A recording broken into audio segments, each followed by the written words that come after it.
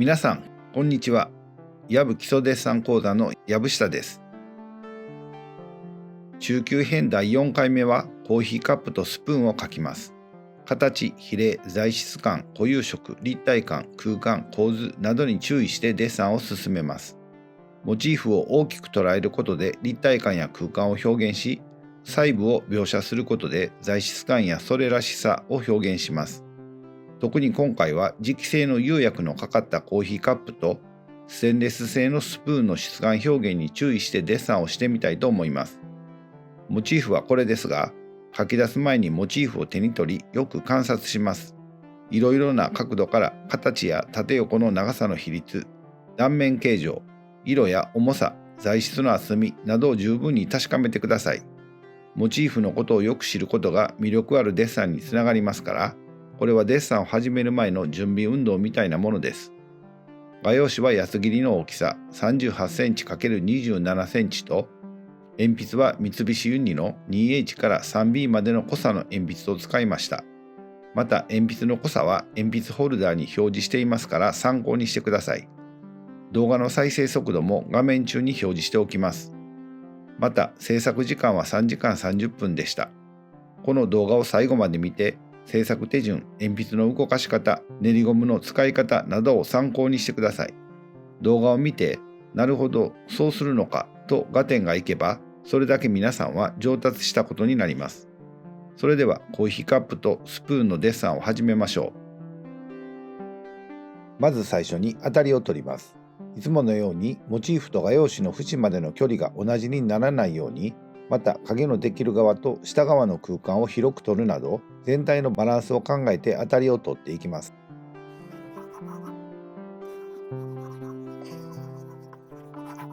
画用紙のどこに描くのか、大体の位置と大きさを薄く描きます。鉛筆を軽く持って筆圧を抑えて薄く描いてください。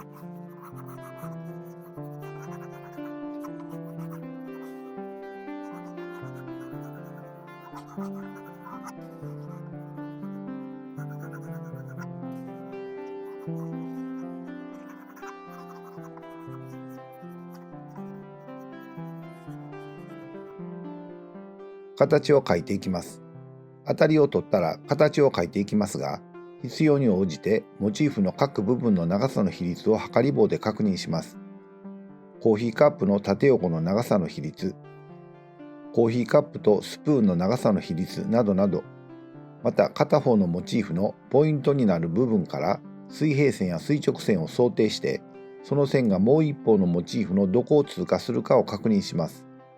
スプーンの左端を通る垂直線がコーヒーカップのどこを通過するか、スプーンの右端を通る垂直線とコーヒーカップの間の隙間はどれぐらいか、コーヒーカップの底を通る水平線がスプーンのどこを通過するかなどなど、必要に応じて測り棒を使って確かめます。コーヒーカップの中心線を描き、飲み口の楕円の長さと高さを決めます。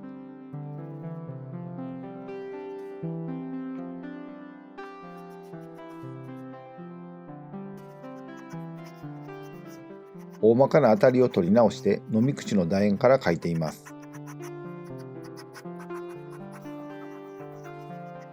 楕円の縦方向の中心線を決めます。上下左右の起点から丸めて間をつなぐようにして楕円を描きます。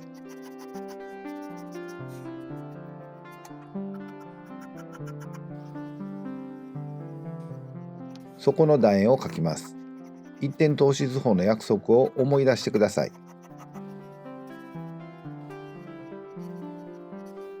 中心線から左右対称になるように側面の形を描きます。取っ手を描きます。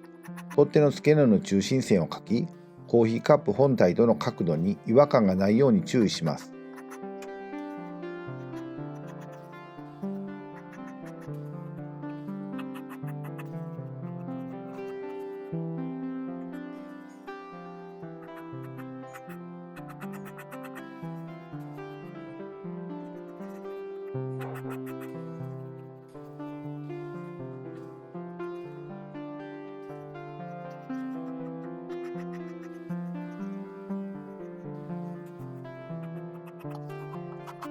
スプーンを描いていきます。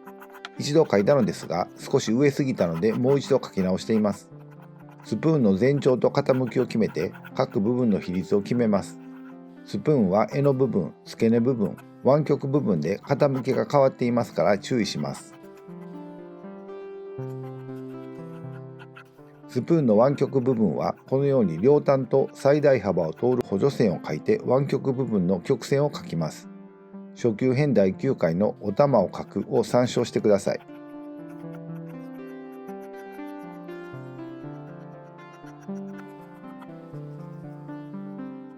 これで形は完成です。最後に不要な線は消しゴムで消し、濃くなりすぎた線は練りゴムで薄くして、消しカスは跳ねぼうきで払っておきます。台紙上にできる影も大まかな当たりを取っておきます。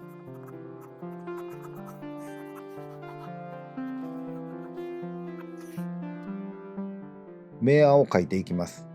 最初にどこから光が来ているのか光源の位置を確認しておきます。次にモチーフの暗い部分、明るい部分を確認します。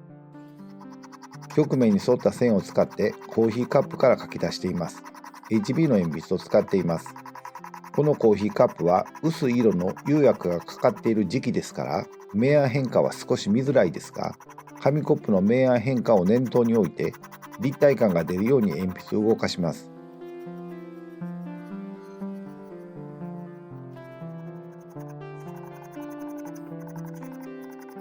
内側の暗さも同時に描いていきます。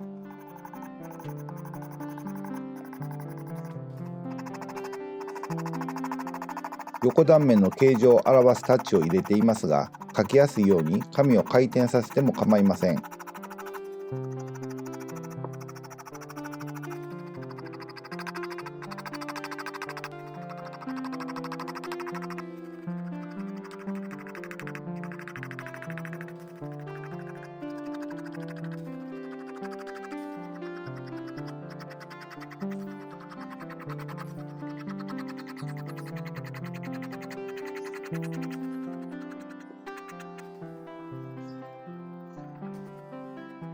取っ手部分も縦方向の形、断面方向の形を意識しながら描いています。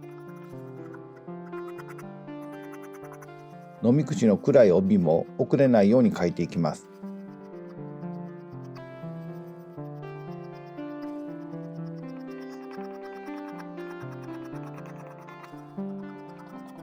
スプーンの明暗を描いていきます。スプーンはコーヒーカップよりも手前にあり、明暗のコントラストが強いですから、暗い部分を中心にしっかり描いていきます。書き出しは B の鉛筆を使っています。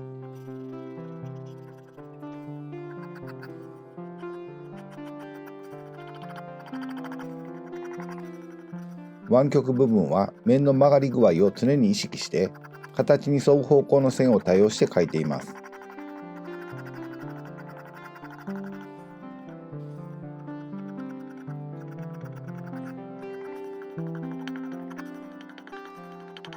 また写り込みによる明暗がはっきりしていますから、それも同時に描いていきます。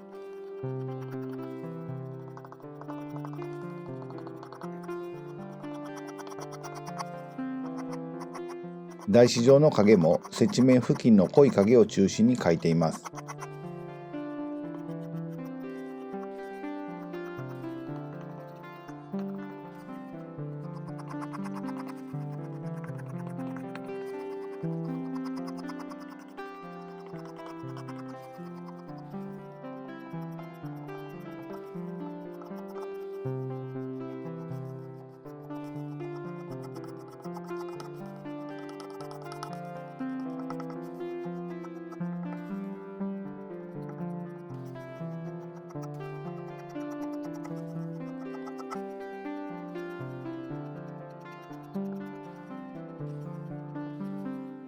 湾曲部分の写り込みは手前にある色味の濃い写り込みを強めることで小さな部分ですが、手前と奥の距離感を表現します。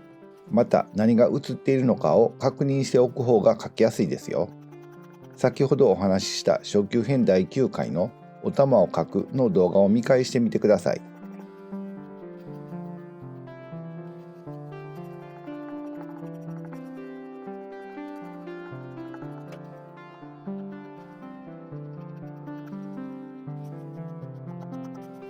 また影を描いていますが、接地面付近の影は濃く、台紙から離れるに従って薄く描くことで、スプーン各部分の台紙からの高さを表現します。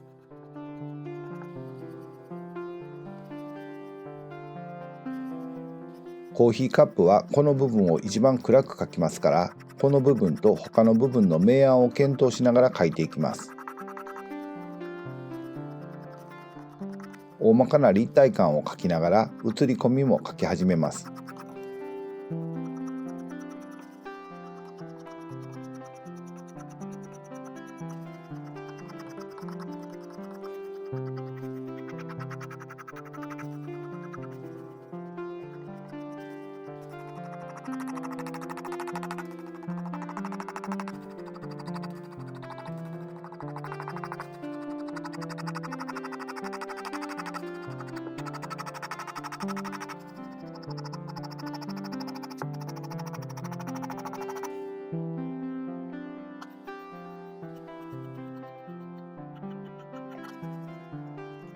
内側の暗さを描いていますが、デッサンはできるだけ全体を同じ完成度で描き進めます。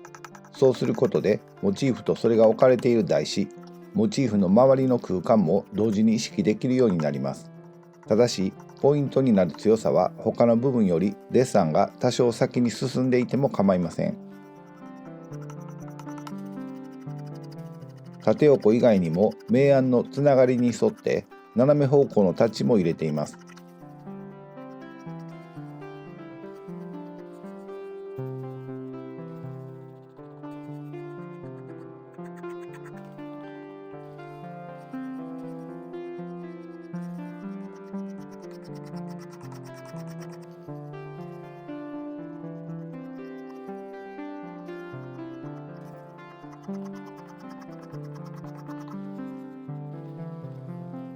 取っ手は小さな部分ですが、形に変化がありますから、それをしっかり確認しながら描いていきます。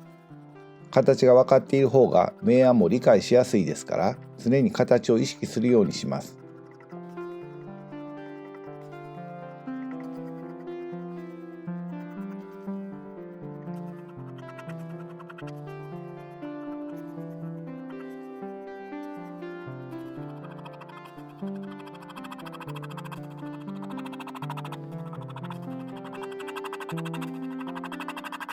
ここから4倍速表示になります。コーヒーカップのボリューム感が損なわれないように写り込みも描いていきます。スプーンとの前後の距離感による強弱の関係をいつも意識しながら描きます。コーヒーカップは奥にあるので強く描けませんから、固めの鉛筆を使い、特に向こう側に回り込む輪郭線付近は H 系の鉛筆を使って弱く鈍く描いています。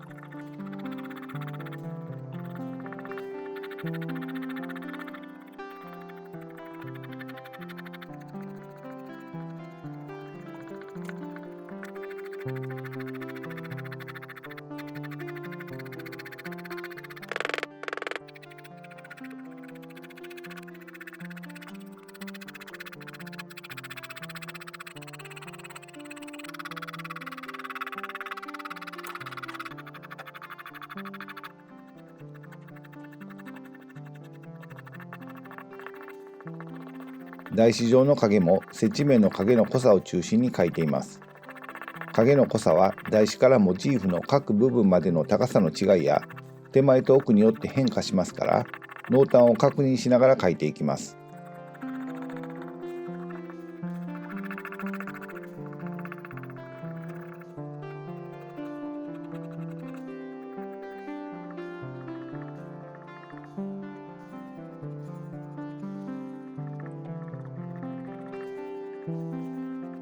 この部分は取っ手の影と写り込みがあり、また向こう側に回り込む曲面付近ですから微妙な明暗の変化があります。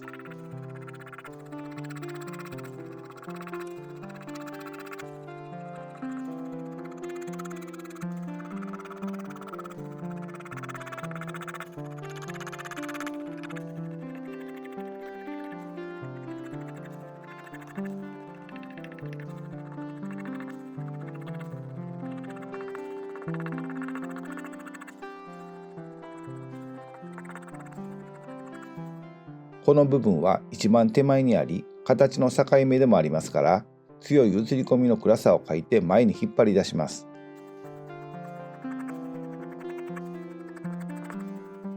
この部分は全体的に暗いですが、暗い中にも映り込みの明暗による変化がありますから、それを追いかけます。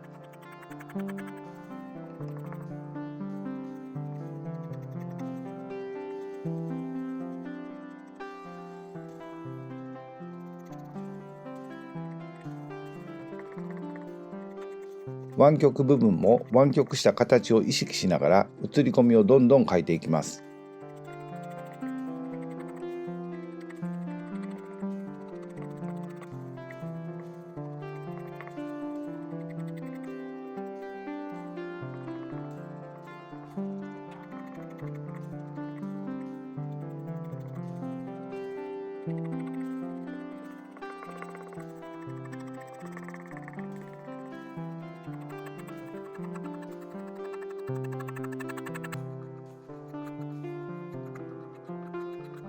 コーヒーカップに戻ってきて模様を描いていきます。最初は大まかに描いておいて、後で全体の調子になじませながら濃さを調整していきます。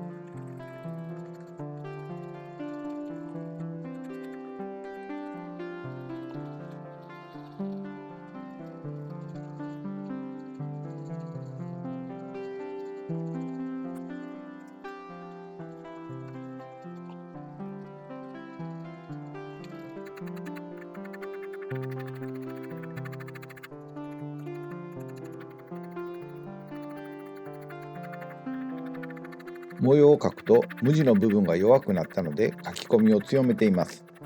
デッサンは細部を書き込むことで全体の明暗の不備が見えてきたり、また全体の明暗を書くことで細部の描写の不足が見えてきたりします。全体から細部へ、細部から全体へと行きつ戻りつデッサンは進みます。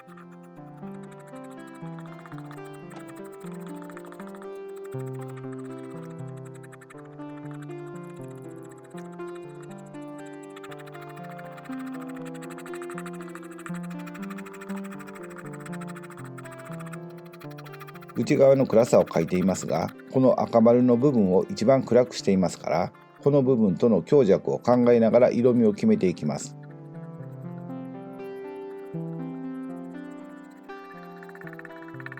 また奥まった暗さですから発色を抑えて鈍く暗く描いておきます。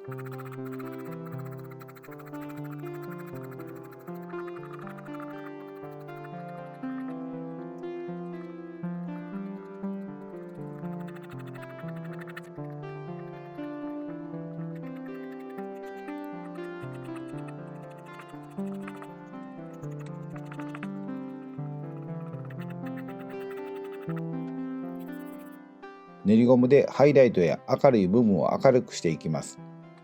モチーフの材質感は光の跳ね返し方で表現できますから、消すというより練りゴムで描くという感覚で使います。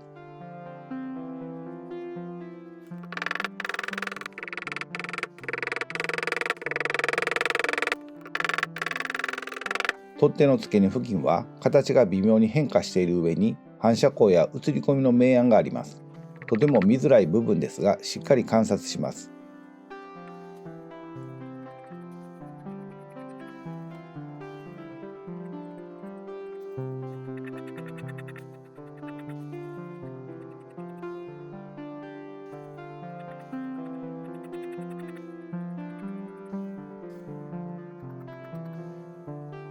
スプーンに戻ってきて書き込みを続けます。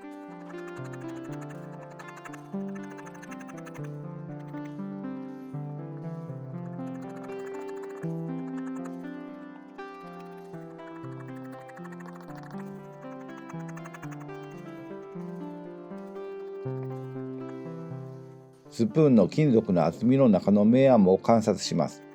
厚みを書くことで材質感や存在感の表現につながります。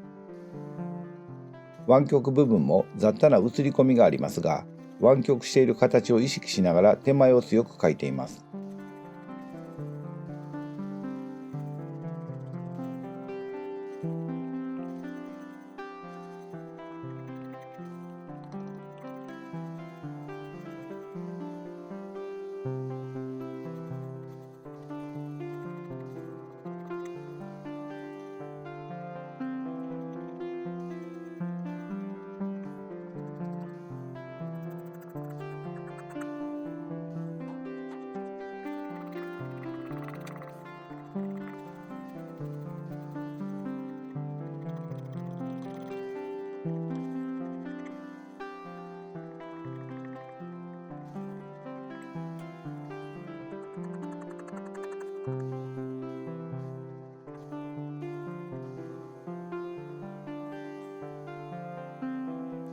コーヒーカップとスプーンの2つで1つのモチーフですから、スプーンの強さといつも比較しながら書き込みを続けます。向こう側に回り込む輪郭線付近は画用紙上では狭いですが、実際のモチーフはかなり奥行きがあります。その分、明暗の微妙な変化が凝縮されているつもりで観察します。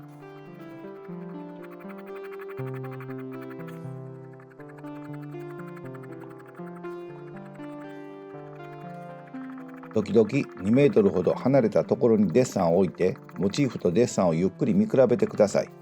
距離を置いて見ることで自分のデッサンを客観的に見ることができます。そして書くべきところをしっかり確認してからデッサンを再開します。見る、確認する、書くのサイクルを常に繰り返します。ずっとデッサンを続けていると思わぬ勘違いをしたり、モチーフをしっかり観察するという姿勢が鈍ることがありますから、この距離を置いて自分のデッサンを客観的に見ることはとても大切です。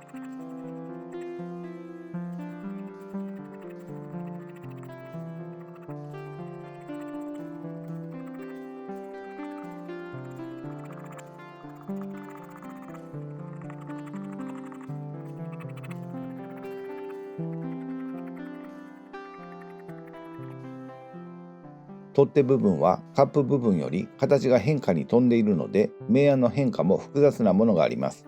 スプーンやカップ部分と強弱を比べながら書き込みの度合いを決めていきます。取っ手部分や付け根付近の形の変化に伴う陰影変化や映り込みにしっかり注意を払います。光と面の方向を考えて、取っ手の縦横の断面の形に沿う方向の線や映り込みの形に沿う方向の線を使うと割と書きやすいです。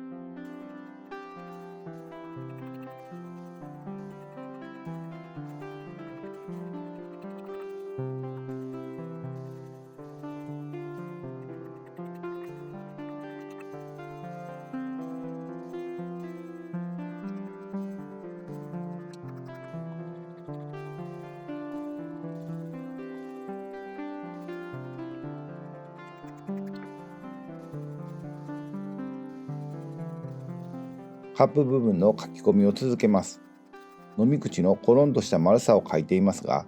この部分は紙コップの飲み口の丸さと同じ明暗ができます。光を受けている明るい上向きの面、暗い帯、反射光で少し明るい斜め下向きの面をひとまとまりで考えます。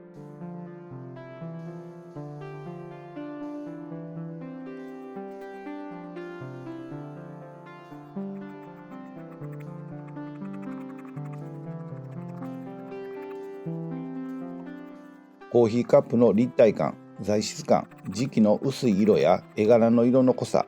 影も含めた周りの空間などをスプーンの強さと比較しながら、モチーフ全体を視野に入れてデッサンを続けます。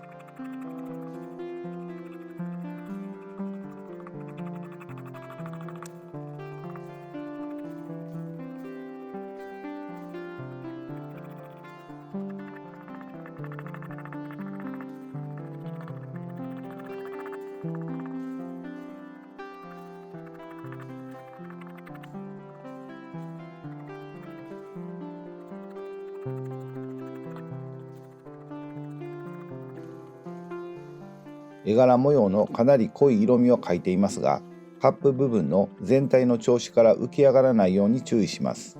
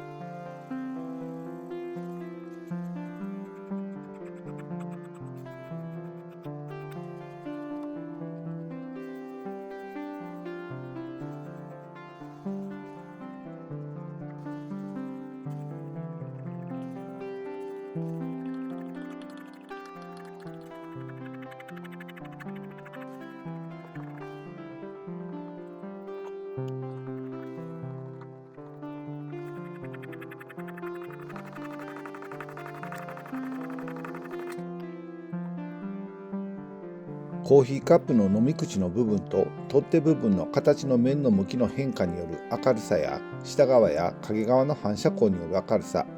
映り込みによる明るさ、輪郭線付近の向こうに回り込む明るさを練りゴムで明るくしています。飲み口と取っ手部分は小さいですが、形が微妙に変化していますから、よく観察して明暗を追いかけます。また、この明暗表現が釉薬のかかった時期の滑らかな質感表現につながると思います。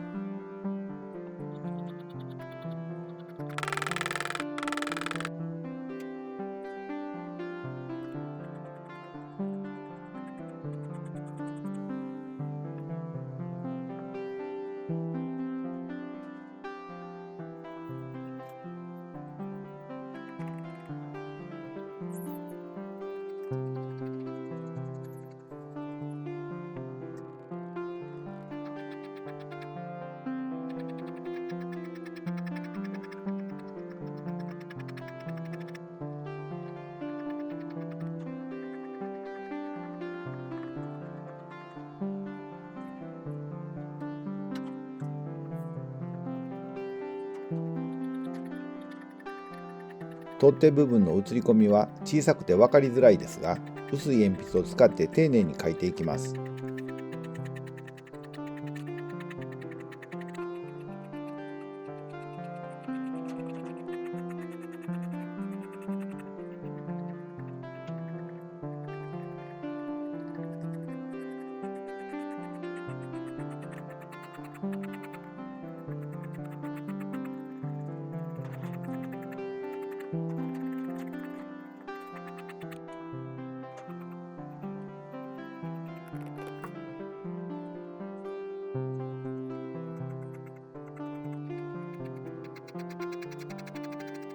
回り込む輪郭線付近の調子もしっかり観察して慎重に整えていきます。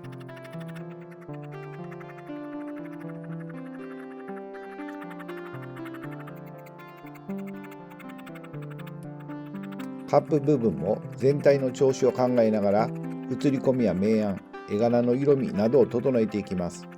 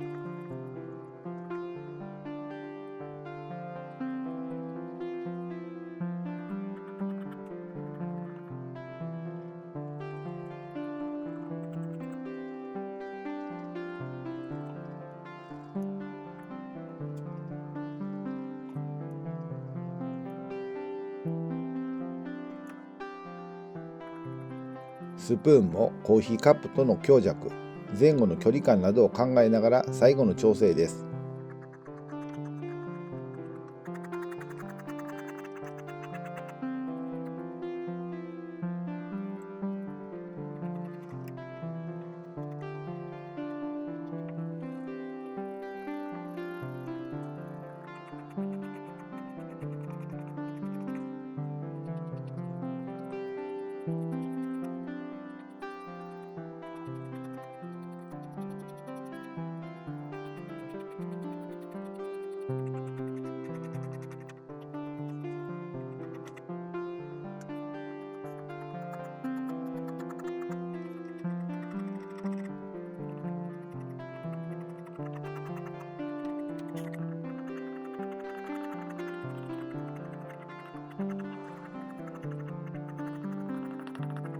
全体の調子を見ながらコーヒーカップの影を整えて完成にしておきます。